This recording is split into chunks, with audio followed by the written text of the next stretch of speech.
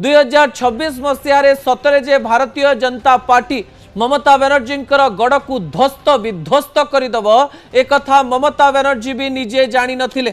सबुबेले से गोटे कथा दाबी करी आसुथिले जे मो पाखरे भोट रही Bharatiya Janata party हेउची outsider party एवं भारतीय जनता पार्टी पश्चिम बंग को दखल करि पारिबो नाही। किंतु भारतीय जनता पार्टी 207 आसन आनी सीधासलख भाव में पश्चिम बंग को दखल कला। एबे ममता बनर्जी निर्वाचन फलाफल बाहर प्राय मासे भी बीतनी आउ 2 दिन पर अर्थात जून 4 तारिख दिन मासे बीतव मासे टीएमसी ध्वस्त विध्वस्त हो जाइए। दर्शक बंधु टीएमसी एमती एक समय आसी जो समय उपर अनेक लोक प्रश्नवाची सृष्टि करुचंती। कुहा जाउची ममता बनर्जी जेहेतु पावर रे थिले ममता बनर्जी किसी भी एक्शन नहीं पारिबार क्षमता थिला सेइतिपाई विधायक माने पार्टी चुप करथिले।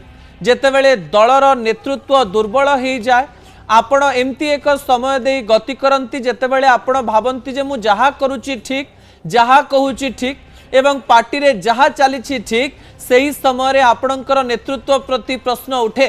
बनर्जी निजर पुत्र अभिषेक बनर्जी को सीधासलख भाव में टीएमसी राजनीति को प्रवेश करेले एवं उत्तराधिकारी घोषणा करबा पई विभिन्न प्रकार रणनीति प्रस्तुत कले एवं निर्वाचन रणनीति ठारू आरंभ करी दलर विभिन्न कथा अभिषेक बनर्जी द्वारा परिचालित है। सेतेबेले कुहागला जे ममता बनर्जी दल रे वर्ष वर्ष धरी काम करुथुबा तृणमूल स्तर काम करुथुबा एवं तल स्तर रे अनेक संघर्ष करिथिबा नेता माने निजर स्थान हरैबा भयरे ममता बनर्जी उपरे रोष झाड़िले एवं अनेक समय रे ममता बनर्जी को निजर भितरी कथा कहिथिले भी ममता बनर्जी सबुबेले अभिषेक बनर्जी पई लबी कले।